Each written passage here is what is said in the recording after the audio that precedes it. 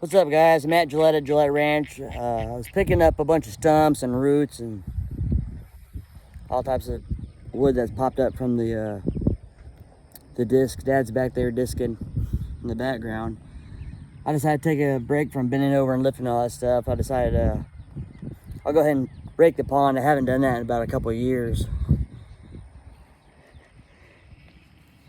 This is some stuff that's coming out, some hydrilla and some other plants. There's some baby fish. I threw some of the bigger ones out of there, but there's crawdads and water bugs and lots of spiders in it. I also rake up these freshwater mussels. Sometimes I break them open and fish with it, but a lot of times I'll leave them there, and the raccoons will smell this stuff. Or they come to the pond every night, but they love those mussels. Here's another pile. Here's the rake I use. It's a pond rake. I also have a big blade. It has two big razor blades, but I usually just rake it because this rips it out too. It's called the Midwest rake. But I'm raking right here in front of the feeder. I like to keep the weeds out, so when I feed the fish, you can see when the sun's out, you can see straight down to the bottom, or not all the way to the bottom, but I like to see the fish more when I feed them. But some of the perch and other fish, they're almost that kind of color, so they're hard to see. I was seeing what would come up. Most of the stuff is in the pond. It's hydrilla. It's an invasive species. That's why I got about 8 grass carp. I guess they were 12 inches. I guess 3 or 4 years ago, and man, now they're almost 2 foot long, all of them, and they're huge. And they'll also eat the fish food that goes off. But during the day, when the sun lights up, if you're kind of drive up to the pond or look, you'll see the grass carp that's going to town eating. They'll eat 3 times their body weight. Well, I've done this for about 30 minutes.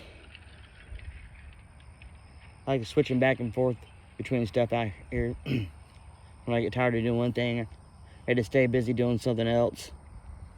I'll just leave the rake out now because I'll probably go pick up some more wood, then come back and rake some more. It was pretty murky, but it settled out pretty quick. When I first did this, man, this stuff would smell so bad.